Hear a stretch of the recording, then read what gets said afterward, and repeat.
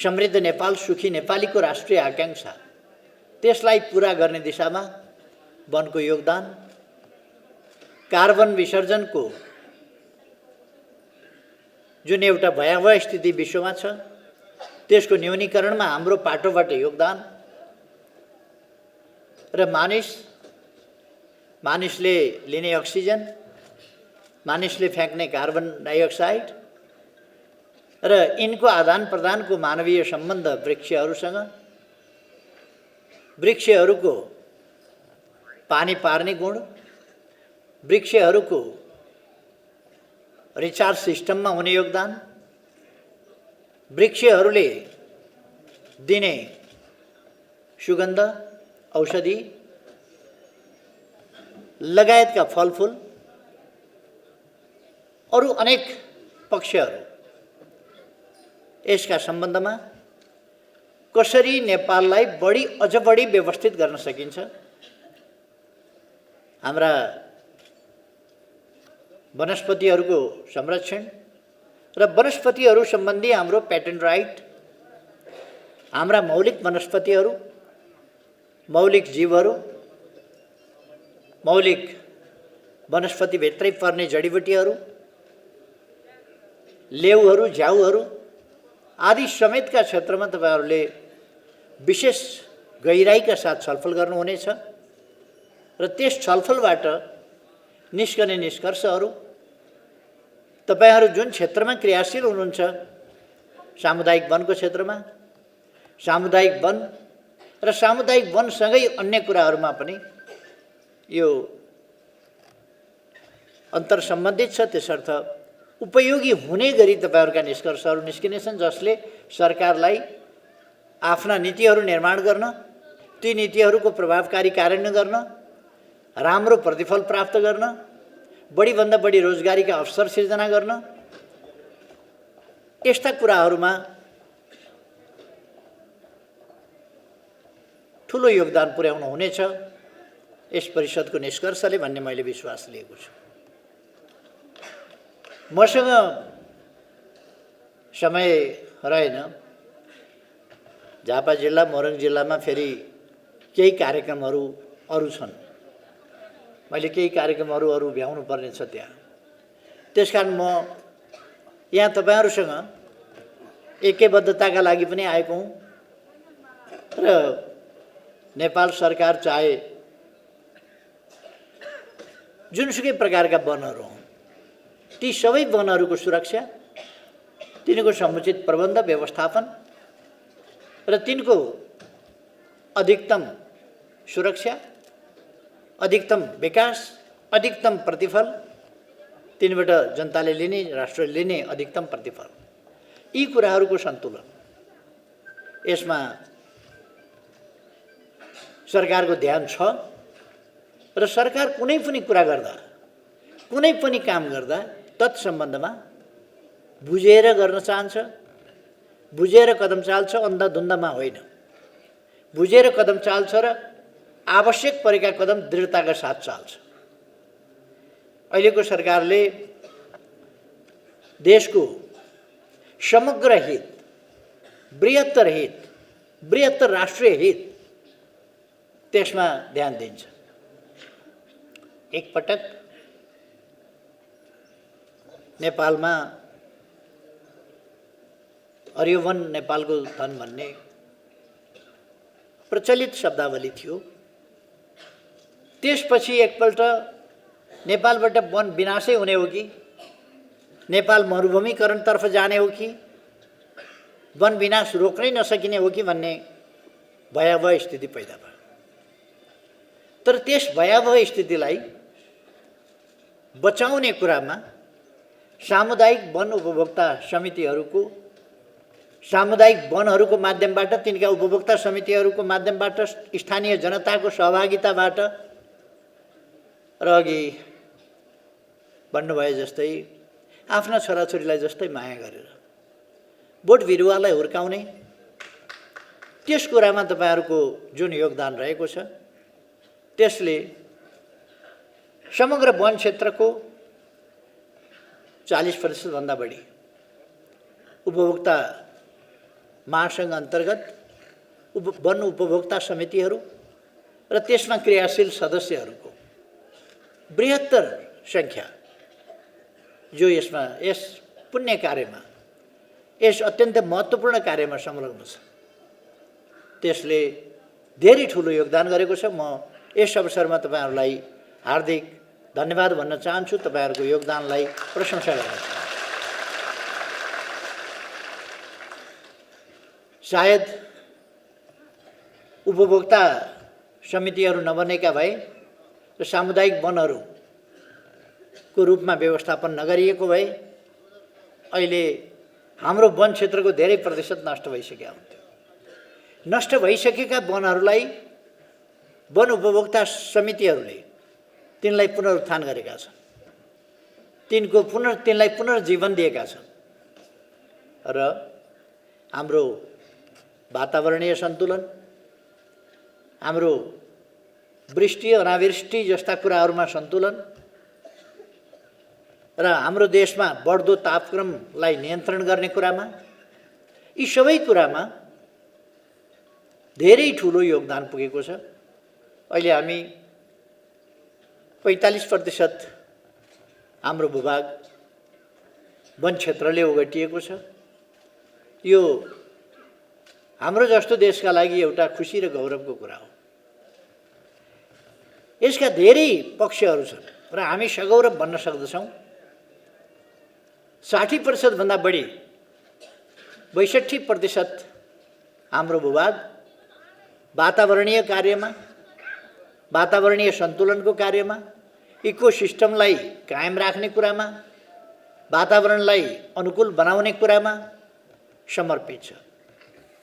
हिमाली क्षेत्र र वन क्षेत्र, 45% वन क्षेत्र र लगभग 17% हिमाली क्षेत्र गरेर 62% क्षेत्र, सिङ्गो भूभागको 62% क्षेत्र वातावरणीय प्रयोजनका लागि समर्पित छ, जसको योगदान हाम्रो देशको लागि मात्रै होइन, हाम्रो क्षेत्रका लागि, हाम्रो यस भूभागका लागि, नेपाल मात्रै होइन, नेपालभन्दा बाहिरसम्मका लागि, त्यो मात्रै होइन, एउटा अन्तर्राष्ट्रिय सन्दर्भमा पनि हाम्रो योगदान महत्त्वपूर्ण छ। यस सन्दर्भमा तपाईँहरूको योगदानको कारणले कार्बन ट्रेडिङ जस्तो कुरा या अरू विभिन्न पक्षहरूमा नेपाल राम्रो स्थितिमा छ दुनियाँका धेरै देशहरूमध्ये। कतिपय देशहरूमा भूभाग धेरै छ, जनसङ्ख्या तुलनात्मक रूपमा कम छ।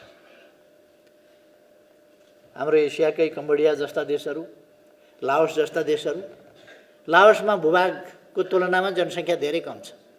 त्यसकारण वन क्षेत्र धेरै हुनु ठुलो कुरो हुँदैन। त्यहाँ त्यो वन क्षेत्र आबाद गर्न जनसङ्ख्या पुगिराखेको छैन। त्यहाँ उनीहरू कृषिको क्षेत्रलाई अझ राम्रो बनाउनका लागि, अझ उर्वर बनाउनका लागि, अझ कृषि वृद्धि गर्नका लागि बाहिरबाट पनि उद्यमी व्यवसायीहरू मगाइराखेका छन्। तर हाम्रो ठाउँमा 45% वन क्षेत्र हामीले जोगाउन सक्नु साधारण कुरा होइन, किन जमिन फ्रेगमेन्टेड भएको छ, टुक्रा टुक्रामा गएको छ, सानो उत्पादनमा गएको छ। यस ढाँचालाई हामीले अलिकति परिवर्तन गर्नुपर्नेछ। जे होस्, यी विविध विषयहरूमा मलाई अहिले समय रहेन, एक एकवटा विषयहरूमा यहाँहरूसँग भेट हुँदाखेरि भन्नुपर्ने थुप्रै कुराहरू सरकारको तर्फबाट हुन्छन्। तर माननीय मन्त्रीजी हुनुहुन्छ, वातावरण क्षेत्र नै हेर्ने माननीय योजना आयोगका सदस्यज्यू हुनुहुन्छ र तपाईँहरू आफै यस क्षेत्रमा काम गरेर तपाईँहरू विभिन्न ढङ्गले आरक्ष्य, मध्यवर्ती क्षेत्र या निकुञ्ज र मध्यवर्ती क्षेत्र, तिनीहरूका बिचको अन्तर्सम्बन्ध, तिनलाई व्यवस्थित गर्नुपर्ने कुराहरू, यी सबै कुराहरूसँग तपाईँहरू राम्ररी परिचित हुनुहुन्छ र यी समस्याहरू समाधान गर्न तपाईँहरू क्रियाशील हुनुहुन्छ। तपाईँहरूको यस क्रियाशीलताले, तपाईँहरूको यस सजगताले, तपाईँहरूको यस जागरणले अझै ठुलो सफलता पाउन सकोस्, यही शुभकामना व्यक्त गर्न चाहन्छु। वातावरणीय सन्तुलन कायम राख्छ अलगा वनले जुन पानीलाई संरक्षित पनि गर्छ। यी सबै कुराहरू पोथ्रापोथ्रीहरूले गर्न सक्दैन। त्यसकारण ठुला रुखहरूको हामीलाई वन क्षेत्र भनेर खालि बुट्यान राखेर वन क्षेत्र हुँदैन, क्षेत्र हुन्छ वन हुँदैन। त्यसकारण हामीलाई वन नै चाहिन्छ वातावरण संरक्षण गर्न। अर्को, हाम्रो प्रकृतिले सालको रुख हाम्रो भूमिमा, संसारका सबै ठाउँमा सालको रुख हुँदैन। हाम्रो भूमि यस्तो हो, कीमती राम्रा चिजहरू यहाँ पाइन्छ। कीमती चिजहरू, हात्ती यहाँ पाइन्छ, गैँडा यहाँ पाइन्छ, डाँफे यहाँ पाइन्छ, मुनाले यहाँ पाइन्छ, कस्तुरी मृग यहाँ पाइन्छ, अरू विभिन्न यस्ता जीवजन्तुहरू पाइन्छन्। त्यसै गरेर यहाँ साल पाइन्छ, सतीसाल पाइन्छ, अरू पाइन्छन् र सल्लोहरू पाइन्छ।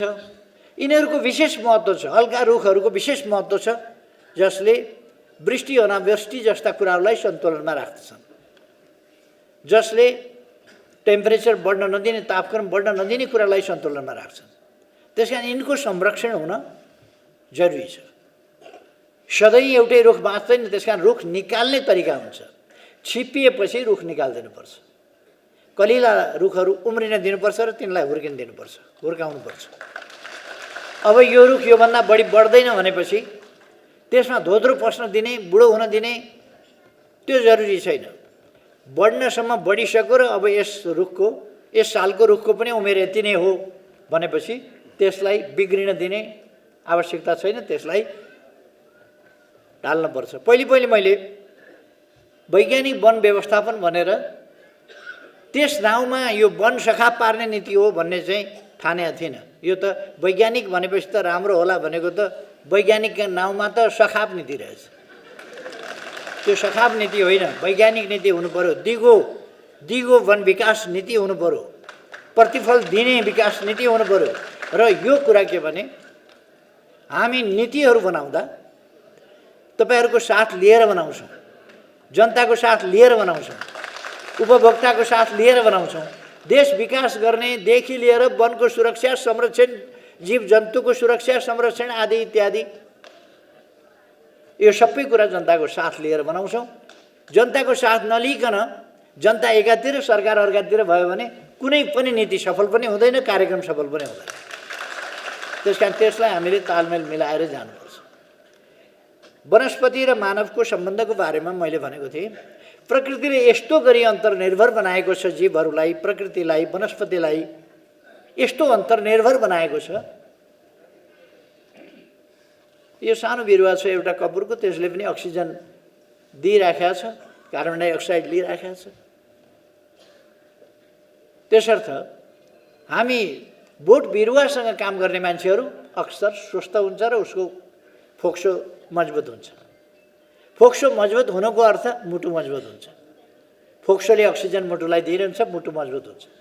मुटु मजबुत हुन्छको अर्थ त्यसले दिमागलाई रगत र अक्सिजन, रगत मार्फत अक्सिजन पर्याप्त दिइरहेको हुन्छ र मस्तिष्कमा अक्सिजन पर्याप्त पुगेको छ भने मस्तिष्क तगडा हुन्छ। राति प्राय ऐठन किन हुन्छ मान्छेलाई भने कथाचित मुटुले कुनै कारणले थिचिएर केही गरेर राम्ररी अक्सिजन दिमागमा पुर्याउन सकेन भने अनि दिमाग डराउँदै जान्छ। उसले बिउजाउनु पर्यो त्यो मान्छेलाई कि त्यो पोजिसन बदल, होइन भनेदेखि मस्तिष्कमा अक्सिजन कम भइराखेको छ। त्यसकारण त्यसलाई जगाउनका लागि उसले डराउँदै जान्छ र ऐठन हुन्छ। ऐठन भएपछि मान्छे फेरि जाग्छ। अर्थात् यो यस्तो अन्तर सम्बन्ध छ।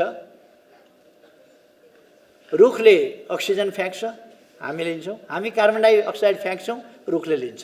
आदान प्रदान गरिराखेको हुन्छ। हाम्रो आधा सास रुखले फेरिराखेको हुन्छ, आधा रुखको सास हामी फेरिराखेका हुन्छौँ। कार्बन डाइअक्साइड हामी दिइराखेका हुन्छौँ उसलाई, अक्सिजन उसले हामीलाई दिइराखेका हुन्छ। यता र उता सास साटासाट गरिराखेका हुन्छौँ। हाम्रो सम्बन्ध त्यति साह्रो छ।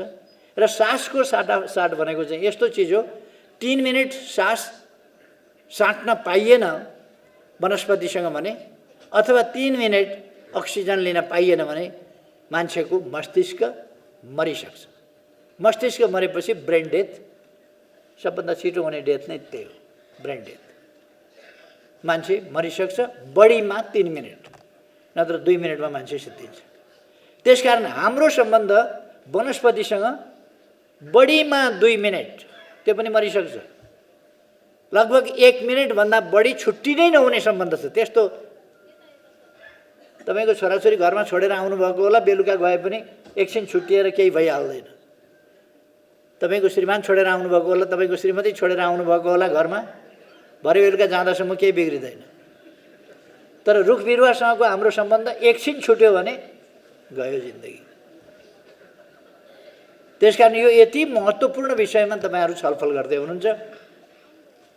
मैले फेरि मेरो कुराहरू लम्बिने खतरा भयो, त्यसलाई म टुङ्ग्याउन चाहन्छु। तपाईँहरूको यो परिषदको 8औं परिषदको बैठक सफल होस् भन्ने शुभकामना साथ म यहाँहरूसँग बिदा हुन्छु। धन्यवाद।